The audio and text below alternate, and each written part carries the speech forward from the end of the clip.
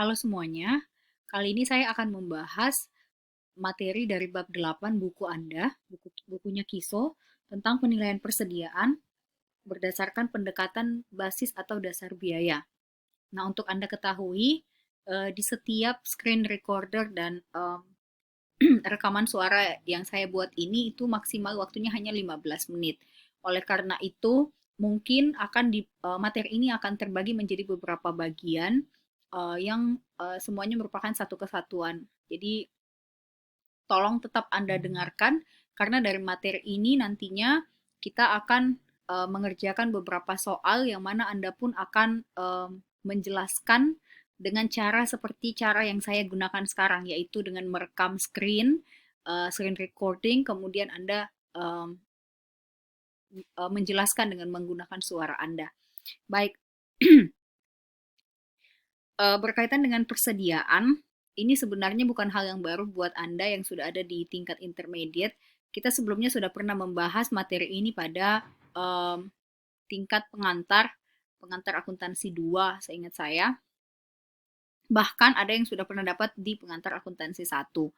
Nah, untuk kita ketahui, kita ingat kembali, kita flashback kembali, persediaan itu merupakan pos aktiva atau bagian atau unsur-unsur aktiva atau aset yang dimiliki untuk dijual, atau barang yang akan digunakan untuk memproduksi barang yang akan dijual. Jadi yang termasuk dalam golongan persediaan itu bisa sesuatu barang yang dimiliki untuk dijual atau barang yang akan digunakan untuk memproduksi barang yang akan dijual.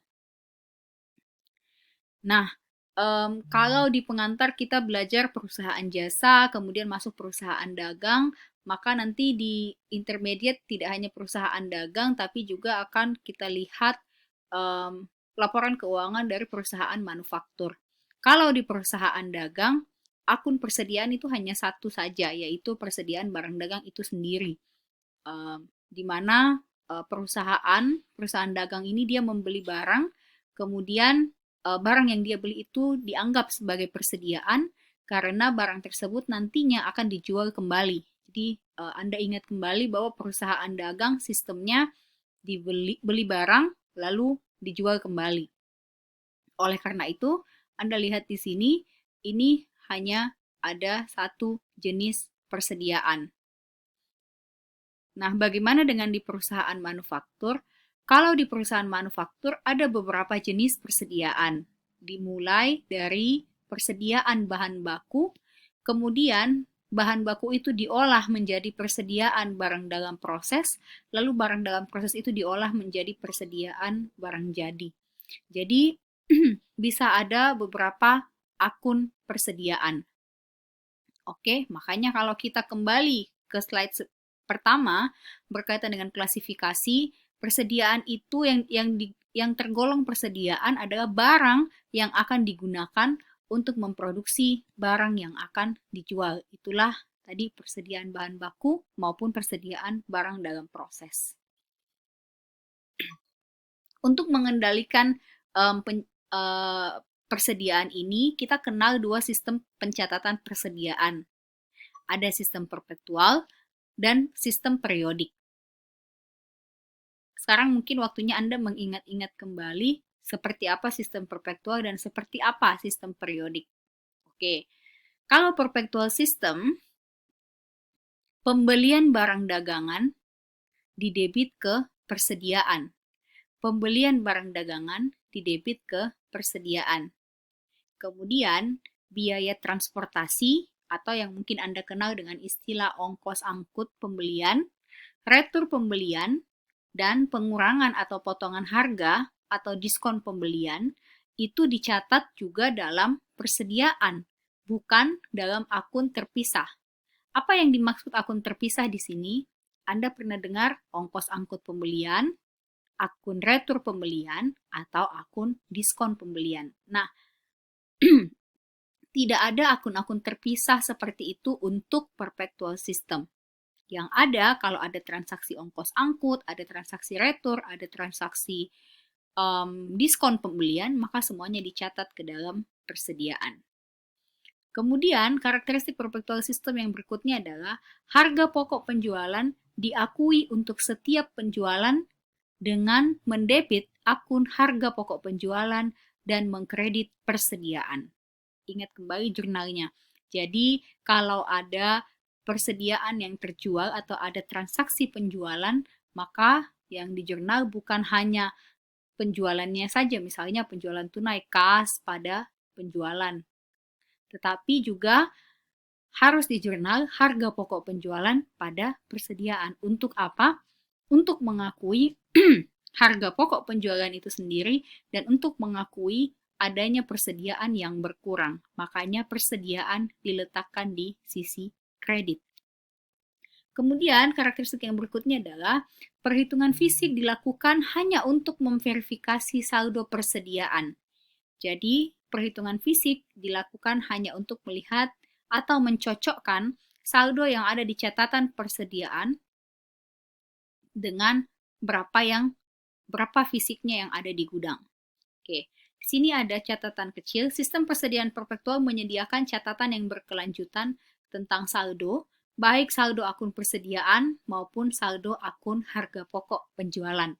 Itu kalau perpetual system. Mungkin yang pernah ketemu saya di pengantar 1 masih ingat, saya selalu membuat clue, selalu mewanti-wanti bahwa kalau kita mencatat persediaan, lalu menggunakan metode perpetual, maka persediaan, kalau kita mencatat pembelian, lalu kita menggunakan metode perpetual atau sistem perpetual, maka pembelian tersebut tidak boleh diakui pada akun pembelian. Jadi di perpetual itu yang ada embel-embel pembeliannya itu tidak diganti semuanya menjadi akun persediaan. Sekali lagi yang ada embel-embel pembeliannya apa itu? Pembelian itu sendiri, kemudian ongkos angkut pembelian atau biaya transportasi pembelian, kemudian retur pembelian, kemudian diskon pembelian, itu semuanya tidak akan mungkin ada pada jurnal untuk perpetual system. Semua itu digantikan dengan akun persediaan. Oke, nanti kita lihat contohnya. Berikutnya, kalau periodic system, karakteristiknya adalah, pembelian barang dagang tetap didebit ke akun pembelian. Begitupun kalau ada retur pembelian tetap diakui sebagai retur pembelian. Kalau ada ongkos angkut pembelian diakui sebagai ongkos angkut pembelian. Begitu juga dengan diskon pembelian. Itu bedanya dengan yang perpetual tadi. Nah, persediaan akhir ditentukan dengan perhitungan fisik. Jadi tidak seperti perpetual. Maaf, saya kembali ke sini karena kalau perpetual persediaan akhir ya udah langsung dihitung berdasarkan saldo terakhir berapa. Kenapa? Karena dia up to date. Jadi ada pembelian, persediaan bertambah, ada penjualan, persediaan berkurang. Sedangkan kalau periodic system, persediaan akhir itu ditentukan nanti dengan perhitungan fisik. Karena pengakuan atas persediaan bertambah ataupun berkurang itu baru diakui di akhir periode. Oleh karena itu, perhitungan harga pokok penjualannya pun berbeda. Caranya kira-kira seperti ini. Oke. Ini contohnya. Contoh. Transaksi pertama, ada persediaan awal 100 unit dengan harga per unit $7. Maka totalnya adalah $700. Nah, kemudian transaksi kedua ada pembelian 900 unit dengan harga per unit $7. Kalau dia pakai perpetual system, sekali lagi tidak akan ada embel-embel pembelian. Segala hal yang ada embel-embel pembeliannya digantikan dengan akun persediaan. Nah, ini utang dagang artinya pembelian secara kredit. Sedangkan kalau di periodik, pembelian ya tetap diakui sebagai pembelian.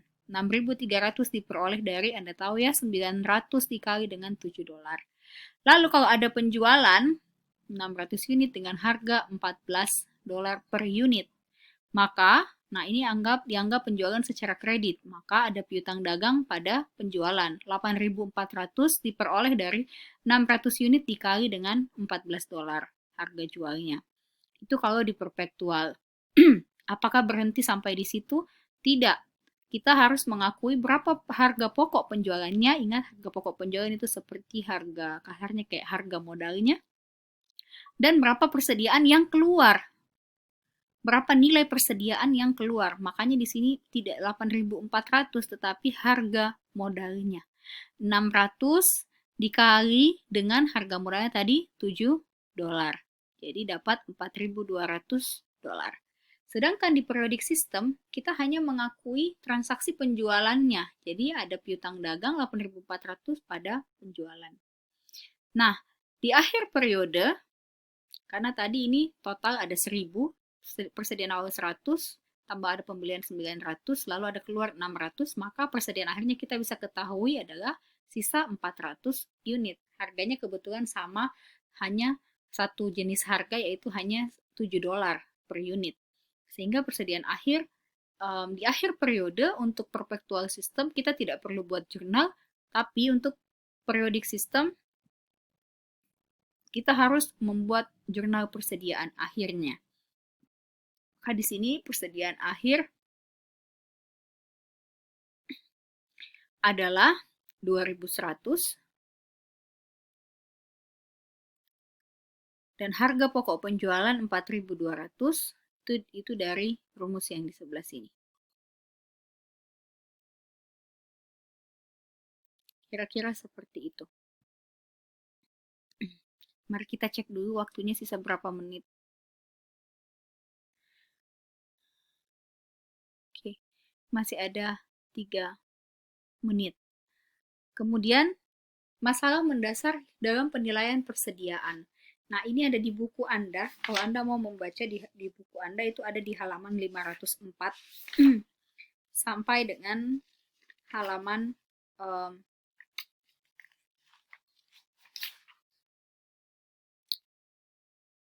511 sepertinya. Oh, bukan, 517. Sampai dengan 518. Jadi dari halaman 505 sampai dengan 518. Nah, apa yang mesti digarisbawahi di sini? Ini hal-hal yang perlu diperhatikan untuk menilai persediaan. Jadi yang pertama, barang fisik kita mesti ditentukan dulu terkait dengan barang fisik untuk dimasukkan dalam persediaan. Ini berkaitan dengan siapa pemilik barang. Nah, untuk tahu siapa pemilik barang, kita harus tahu barang itu ada di tangan siapa, atau misalnya barang itu dalam perjalanan dengan syarat apa, FOB shipping point misalnya, atau FOB destination misalnya, atau itu barang konsinyasi, atau itu barang dengan perjanjian penjualan khusus, dan seterusnya. Kemudian untuk menilai persediaan kita harus mampu menentukan biaya apa yang dimasukkan, apakah dia biaya produk atau biaya periode, atau kedua-duanya, nanti akan dijelaskan. Kemudian asumsi arus biaya apa yang dia pakai FIFO kah, pakai LIFO kah, pakai biaya rata-rata kah, atau identifikasi khusus kah, dan asumsi biaya-biaya yang lainnya. Baik, kita lanjutkan di part yang kedua.